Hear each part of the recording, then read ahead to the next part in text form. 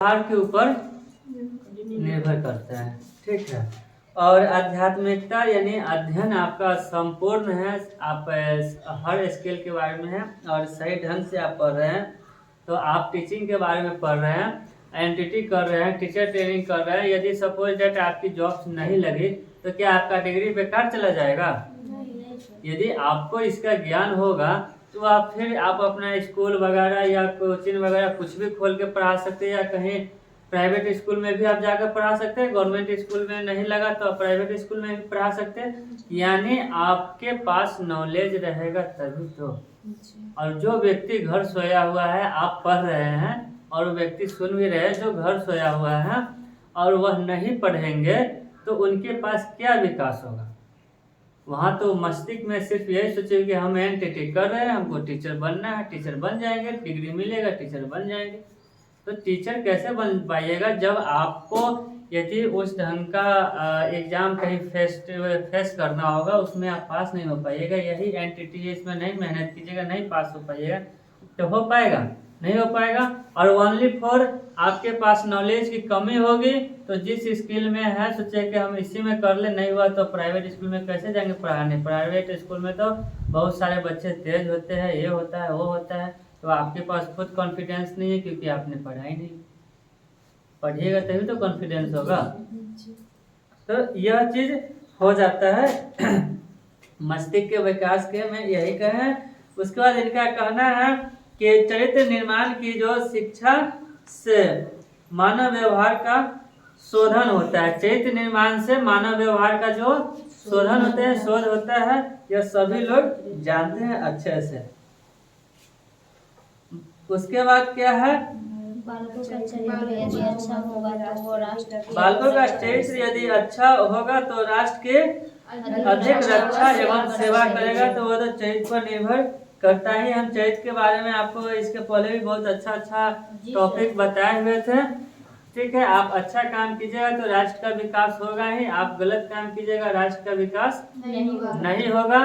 आप जैसे चोरी डकैती वगैरह जो भी करता है, बहुत सारी तो बदनामियां सबकी होती है, छोटा लेवल पर हो या बड़ा लेवल पर। छोटा लेवल पर करता है तो समाज की बदनामियां होती है, बड़े लेवल पर जाता है तो राज्य की बदनामी होती है, राज्य से भी बड़ा जो काम करता है वह राष्ट्र लेवल पर बदनामी होती है। तो इस अकॉर्डिंग सभी की बदनामी होती है। कर चरित्र निर्माण ही सभी प्रकार के विकास व निर्माण की पूंजी है, यानी पूंजी भी इसको आप कह सकते हैं। चरित्र निर्माण जो है, चरित्र निर्माण ही सभी प्रकार के विकास का निर्माण की पूंजी भी आप कह सकते हैं। क्योंकि चरित्र आपका अच्छा है तभी तो आप अच्छे गुण आपके पास होंगे, अच्छा आपका व्यवहार होगा तो आप अच्छा विकास कीजिएगा। अन्यथा खैनी चूना खाने वाला का भी विकास होता है ना, कि नहीं होता है? होता है। विकास कैसे होता है? कैसे होता है विकास खैनी चूना खाने वाला का? क्योंकि वो भी किसी और को जिस खाता है ना तो उसके पास में कोई होता है तो उसको भी बोलता है कि थोड़ा खा लो। हाँ, तो वहाँ भी सिखाता है और जो सीखने वाला व्यक्ति होता है सीख ही जाता है। ठीक है। तो वहाँ पर भी विकास उसके अकॉर्डिंग होता है, हम लोग के अकॉर्डिंग नहीं है।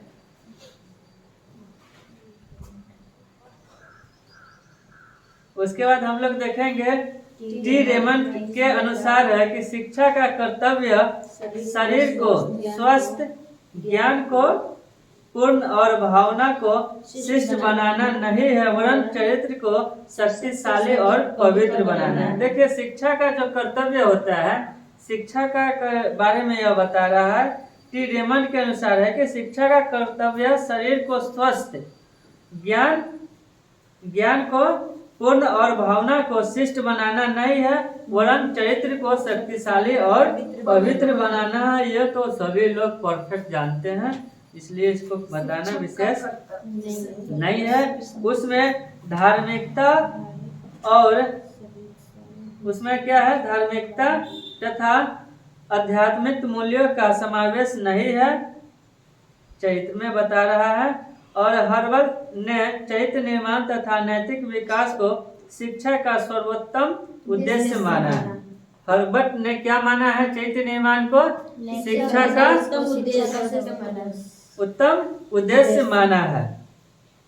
देख लेते हैं छोटा सा टॉपिक है, चरित्र निर्माण की शिक्षा से चरित्र उत्तम बनता है। चरित्र निर्माण की शिक्षा से क्या होता है? चरित्र उत्तम बनता है और जीवन में सफलता भी मिलती है। वो आपके चरित्र के ऊपर है और आपको जीवन में क्या मिलती है? सफलता भी मिलती है। समाज का हित भी होता है आपके चरित्र से। इसके लिए सत्य का साथ, सत्य से प्रेम, असत्य से घृणा, सत्य आचरण की आदत का प्रशिक्षण अवश्य है। तो हमने बोला क्या? उसमें खैनी चुना का बात बोल रहे थे ना। तो सत्य के साथ सत्य से प्रेम होता है और असत्य से घृणा होती है। जो व्यक्ति न खाने वाला होगा उसको तो खराब लगवे न करेगा। जो गलत बोलने वाला होगा तो आप गलत बोलिएगा तो हमको खराब लगेगा ही, तो घृणा होगा ही, किसी को होगा। तो घृणा सत्य उसके बाद क्या कह रहा है कि सत्य आचरण की आदत का प्रशिक्षण आवश्यक होता है। वह किस पर होता है? चरित्र निर्माण में होता है। इसमें और सारी विभिन्न सा क्रिया है जो आप अपना मन से भी उस पर लिख सकते हैं, जोड़ सकते हैं। अब आलोचना क्या कर रहा है सो देखिए। इतना तो आप लोग डेफिनेशन पढ़ लीजिए। अब इसका आलोचना का मीनिंग क्या होता है बताइए तो। आलोचना मतलब जैसे अभी आपने सब पढ़ा, इसमें अब आलोचना जो कर रहा है, आलोचना लिख रहा है, तो आलोचना का मतलब क्या होता है? उसका सही डिफिनेशन, सही मतलब सही अर्थ को चुन करके बताइए आप लोग। आलोचना का मतलब नहीं जानते हैं? चलिए ये सब चीजें घर से याद करके, घर से देख के आइएगा, ठीक है। बहुत छोटा छोटा आती है कि सब घर से देख लीजिए। आलोचना का मीनिंग क्या है ये समझ लीजिएगा अपने। शिक्षा शास्त्रियों ने चारित्रिक शिक्षा को एकांगिक शिक्षा माना है। शिक्षा शास्त्रियों ने चारित्रिक शिक्षा को क्या माना है? एकांगिक शिक्षा माना। अब एकांगिक शिक्षा कैसे माना है इसका डेफिनेशन आप लोग बताइए कुछ।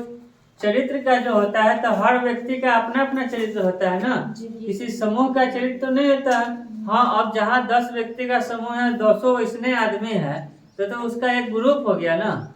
तो चरित्र का जो बोल रहा है यहाँ पर, चरित्र क्या बोल रहा है कि शिक्षा शास्त्र में चरित्र का को एकांगी माना है। यानी चरित्र किसी एक पर्सन के ऊपर से ही शुरू होता है। किसी एक पर मेरा व्यवहार खराब है, मेरा बिहेव खराब है, तो इसका मतलब थोड़ी कि यहाँ पर बैठे हुए सभी का बिहेव खराब है, तो ऐसा नहीं है। इसलिए इसको एकांगी माना है। इसमें और सारे इसका डिफिनेशन देखा एकांगी का।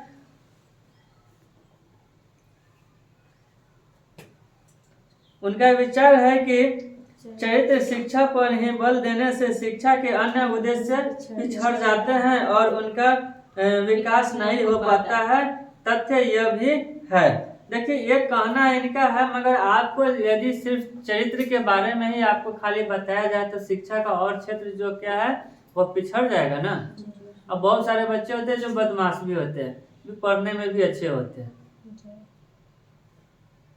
तो यह होता है। मगर अब बदमाश है तो अलग है, मगर इतना नहीं है कि हर चीज का वो एक सीमाएं जो होती है सीमाएं ही पार कर ले, तो ऐसा नहीं है। यहाँ कह रहा है कि चरित्र संबंधी मान्यताओं से भी स्पष्ट नहीं हुई है क्या नैतिक आचरण का नाम ही चरित्र है। तो यहाँ नैतिक आचरण का नाम क्या है? चरित्र है या नहीं देखते हैं हम लोग। चरित्रवान व्यक्ति दूसरे से घृणा भी करते हैं। देख लीजिए, चरित्रवान व्यक्ति जो होते हैं वह दूसरे से भी घृणा करते हैं। यह सही है कि नहीं है? उनमें ईगो भरा हुआ रहता है कि नहीं रहता है? ईगो भरा हुआ रहता है। जो तेज होगा तो उसको ईगो भरा रहेगा ना। हम तो आपसे अधिक जानते हैं ना, मन में सोचेगा। तो चरित्रवान व्यक्ति क्या करते हैं? दूसरे से घृणा करते हैं। उनके मन में ईगो होता है, अत्यधिक क्या है ईगो, हाँ अत्यधिक आता है। शिक्षा शास्त्रियों ने चरित्र निर्माण का उद्देश्य एकांगी बताया है। कारण इस प्रकार है कि फर्स्ट है चरित्र की परिभाषा तथा मानदंड सार्वभौमिक नहीं है। चरित्र की जो परिभाषा है या मानन की बात जो हो रही है वो क्या है? सार्वभौमिक नहीं है, सभी के लिए सब एक समान नहीं है। केवल सेकंड में है, केवल चरित्र से ही मानव व्यवहार नहीं चलता। चरित्र से ही मानव व्यवहार नहीं चलता है। थर्ड क्या है? नैतिकता तथा सदाचार के शिक्षण में कठिनाई है। नैतिकता और सदाचार में शिक्षक के कठिनाई है। चरित्र शिक्षा जीवन निर्माण के लिए अत्यंत आवश्यक होते हुए भी अधूरी। अब यहाँ जो है आलोचना कर रहा है उसका, और आलोचना करके क्या यह फाइनल डिफिनेशन निकाला है कि चरित्र शिक्षा जीवन निर्माण के लिए अत्यंत आवश्यक होते हुए भी क्या है? अधूरी है। यानी देख लीजिए, यह क्लियर बता रहा है कि चरित्र जो है शिक्षा जीवन निर्माण के लिए अत्यंत आवश्यक है और आवश्यक होते हुए भी अधूरी है। जिसके मन में ईगो अब समा जाएगा तो अधूरी होगा ही ना। कह रहा है इनसे मानव जीवन के एक ही पक्ष का विकास होता है। चरित्र से क्या होता है? मानव जीवन के एक ही पक्ष का विकास होता है और परिपूर्ण नहीं हो पाता है। मानव जीवन के लिए संपूर्ण विकास की आवश्यकता होती है। मानव जीवन के लिए क्या होती है? संपूर्ण विकास की आवश्यकता होती है और चरित्र निर्माण उसे पूरा नहीं करता है। चरित्र निर्माण उसे पूरा करता है नहीं। अब आप तेज हो जाएंगे एक सब्जेक्ट में, और सब्जेक्ट आपका एंथियर रह जाएगा तो थोड़ी ना होगा। और यदि जिसको मन में ईगो भर जाता है उसका तो और नहीं होता है। जो कम जानकारी होता है उसके पास, इसमें दिया हुआ है जिसके पास कम जानकारी भी होगा ना तो वो तरीका और भी तेज बनता है। नंबर सेकंड है ज्ञान प्राप्ति का उद्देश्य। चालू है, जाने दीजिए। नंबर सेकंड है ज्ञान प्राप्ति का उद्देश्य। 12 हुआ, 15 मिनट का ना।